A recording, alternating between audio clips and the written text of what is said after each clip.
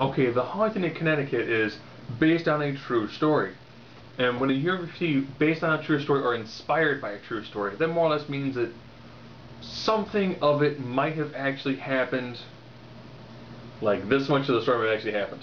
And then they build a whole lot more around on the outside of it. So therefore you kind of go, oh yeah, this is a true story. Okay. Now, what makes this one different from other fairly cliche family moving into a haunted house is you actually have decent acting. It's a script that's kind of been panned over like a million times. It's really not tough to find, regular family moves in the house, house is haunted, battle against, demonic forces. But in recent months, there's actually some pretty solid acting to it. Okay. You find out that the oldest son is essentially dying of cancer. And currently, him and the mother make these really long trips for him to go get treatment. They decide, well, if we just got a place in Connecticut, find a place where the rent is really low. That's the guy, well, why is the rent so low? This place has a history. Okay. They move in, cue your typical, kind of bizarre, like, family moving in. And then the weird things start to happen. Like, the son puts plates down. Plates not put back up. The mom's knocked down the floor. The water turns to blood.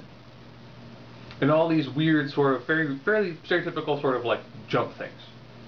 Someone sleeps on, breaks through the window, and that's when random, decayed, burned victim is standing there.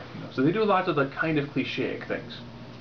Ironically, if you would have taken out the supernatural element and just had it be, a struggling family, son dying of cancer, needing to go through really bizarre and expensive treatments, the father being a recovering alcoholic, trying to maintain his business while his wife is living in a different, like a different area, while she's trying to help their son while they're trying to raise, it's like, while they've got someone else trying to help raise their two other kids.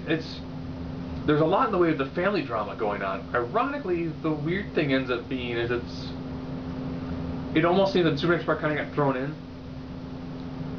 They really didn't kind of need that much. It would have probably been a much better movie had they have actually not thrown in the supernatural elements of it. So take kind of like a really good family drama with really solid acting, and then blend it with a pseudo-cliche, haunted house movie. Of course, it's a mortuary, and of course people in there also practice necromancy. There are some slight twists and turns, and I mean slight, I mean the movie's doing this, and it's like, oh, and then right back to it. So they're more like little detours. So, if you're a fan of these sorts of movies, it's not bad. Don't go in there expecting it to be anything fantastic. It's nothing cutting edge. It essentially is, it's very much the same style of movie, just it has better acting to it. And that is The Haunting in Connecticut.